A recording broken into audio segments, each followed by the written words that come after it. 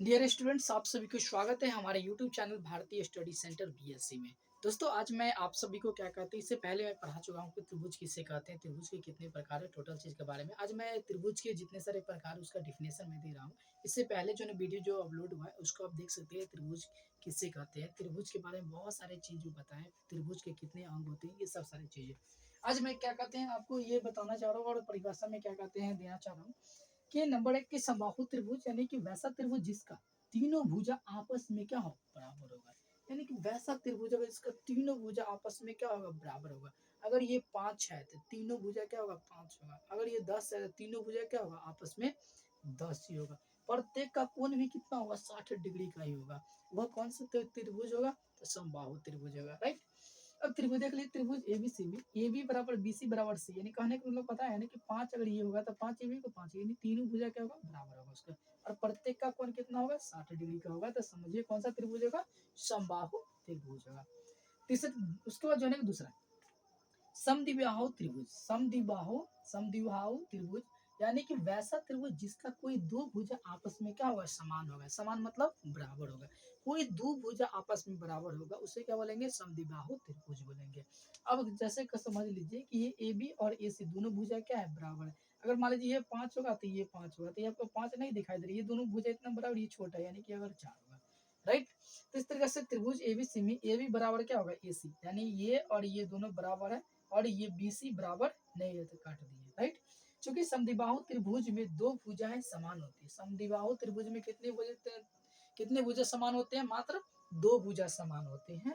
इसीलिए इन समान भुजाओं के सम्मुख कोण भी आपस में क्या होते हैं बराबर होते हैं। अब इसके सम्मुख कोण यानी कि ये जो भुजा इसका सम्मुख कोण कहाँ बना बी और सी पर बना। ये दोनों भुजा देख लीजिए समान है, दोनों का कोण जो क्या है कि समान है। इसलिए क्या लिखे कोण ए बी सी बराबर कोण ए सी बी। अब अगर sir A B C D इधर लिखे तो अच्छा उधर लिखे तो नहीं। जहाँ पे कोण बनता है ना उसमें जो है ना उसका जो बीच में रखते हैं, बीच में रखते हैं, कहाँ रखते हैं बीच में रखते हैं। यानी ए बी सी कहने के मतलब कि 70 डिग्री का कोण कहाँ बन रहा है, कोण मत पे बी पे बन रहा है, बिंदु बी पर, इसीलिए बी जो है ना कि बीच में रखा। फिर ये 70 डिग्री कहाँ पर कोण बन रहा है सी पर बना है, इसीलिए सी को क्या हम बीच में रखे, राइट। समझ में आ गया, चलिए बहुत अच्छा। उसका तीसरा क्या है कि विषम बाहु त्रिभुज। विषम बाहु त्रिभुज यानी कि वैसा त्रिभुज जिसका कोई भुजा आपस में क्या हो समान यानी कि बराबर न होगा। विषम बाहु त्रिभुज फिक्स है, उसका आप अच्छी तरह समझते। विषम मतलब क्या, वैसे संख्या जो क्या कहते हैं दो से नहीं कटेगा, 1 3 5 7 ये सब बराबर होता है क्या, नहीं होता है। उसी तरीके से इसका सब भुजा क्या होगा अलग होगा। अगर ये 2 होगा तो ये फिक्स है कितना होगा 5 होगा, ये कितना होगा 4 होगा। समझ में आ रहा है कि कोई भुजा बराबर नहीं हो रहा है, तो उससे क्या कहेंगे विषम बाहु त्रिभुज कहेंगे। थोड़ा सा एक चीज और जान लेते हैं, त्रिभुज के परिमाप यानी कि पेरीमीटर ऑफ अ ट्राइंगल। तो किसी त्रिभुज की तीन भुजाओं की लंबाई के योगफल यानी इसका तीनों भुजा को जोड़ेंगे वही क्या कहलाएगा परिमाप या परिमिति कहलाएगा।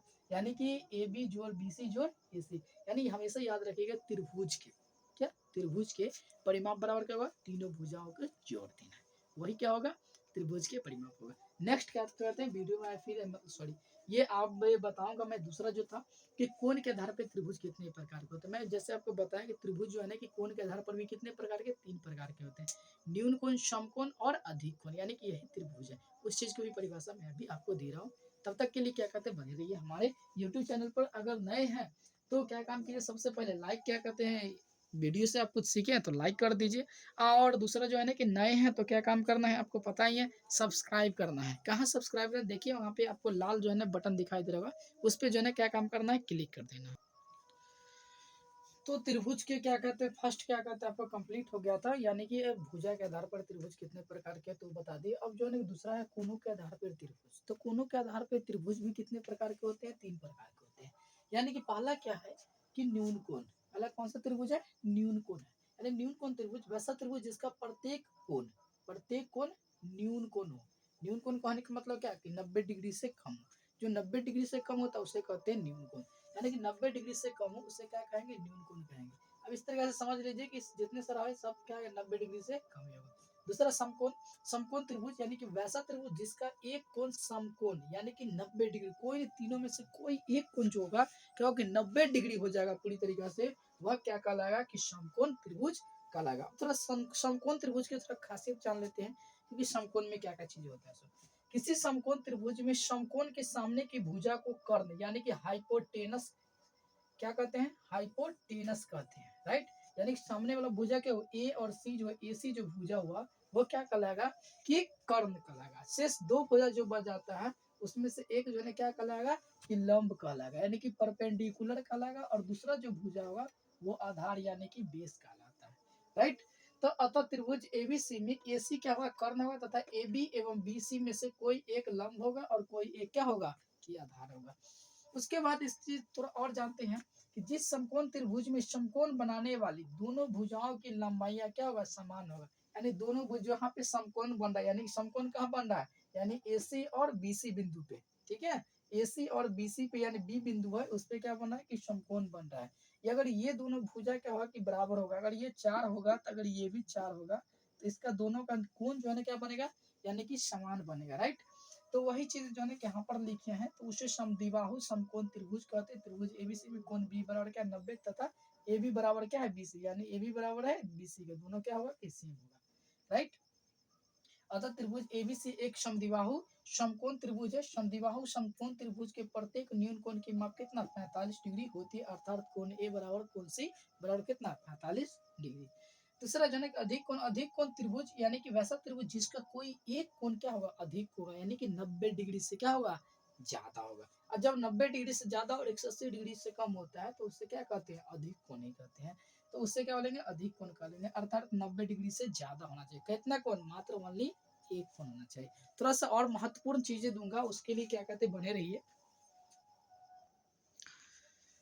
तो जैसे मैं आपको बताया कि कुछ इंपॉर्टेंट पॉइंट्स यानी कुछ इंपॉर्टेंट यानी कि बातें इसमें जो है मैं दूंगा आपको। तो महत्वपूर्ण बिंदु है क्या, थोड़ा इस पे जो है कि निगाह रखने वाली चीजें हैं, क्योंकि बहुत सारी चीज क्या होता है कि पूरा पढ़ लेते हैं और पता ही नहीं चलता है कि यार सच में पढ़ाई क्या की है।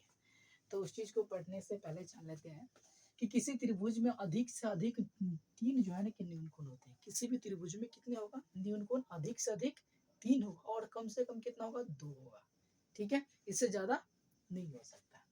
उसके बाद दूसरा जो है किसी त्रिभुज में अधिक से अधिक एक समकोण होगा। किसी भी त्रिभुज हो गया अगर उसमें समकोण की बात किया जाएगा तो एक ही होगा, दो नहीं होगा। अगर दो होगा तो 90 दूना 180 डिग्री, तो फिर भाई एक डिग्री का क्या हुआ, मतलब एक कोण का क्या होगा, ठीक है। तो ये सब सारी सोचने वाली चीज है।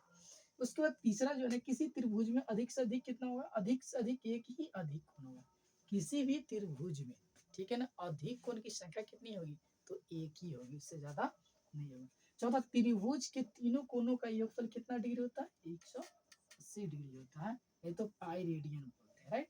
त्रिभुज के दो भुजाओं का योग जो है ना कि तीसरी भुजा से क्या होती है, बड़ी होती है। जब त्रिभुज का दो भुजा यानी कि जोड़ते हैं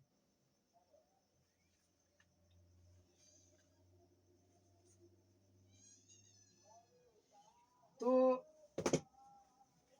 त्रिभुज के दो भुजाओं का योग तीसरी भुजा से बड़ी होती है। यानी कि त्रिभुज के दो भुजा जो होगा उसका तीसरी भुजा जोड़ेंगे तो क्या होगा, बड़ी हो जाएगा। और त्रिभुज के दो भुजाओं का अंतर करेंगे तीसरी भुजा से क्या हो जाएगा, छोटे हो जाएगा, राइट।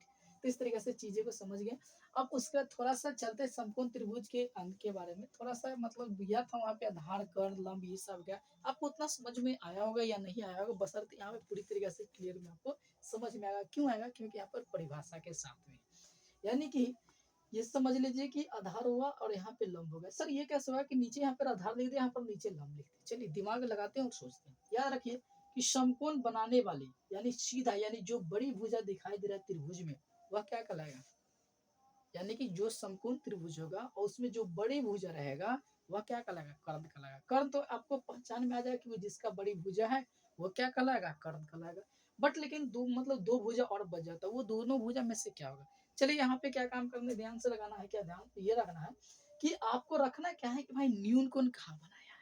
यानी वैसे तो दोनों मतलब न्यून कोण ही है, बशर्ते वहां पे आपको ये साइन देगा न्यून कोण का, यहाँ पे न्यून कोण है। तो याद रखना है क्या, जिसमें न्यून कोण बन रहा है उसका ठीक नीचे मतलब उस जिसमें न्यून कोण बन रहा है तो ये बड़ा वाला तो क्या हो गया, कर्ण हो गया। तो भाई बचा ये वाला, तो ये क्या होगा, आधार होगा। इसके ठीक सामने का क्या होगा, लंब होगा। सेम इसमें देख लीजिए कि ये बड़ी वाला है, यानी कि यहाँ पर 90 डिग्री कोण तो बना दिया तो समकोण त्रिभुज तो हो गया। तो ये सामने वाला और एक बड़ी भुजा भी देखने से लग रहा है तो इसीलिए क्या होगा, ये कर्ण हो गया।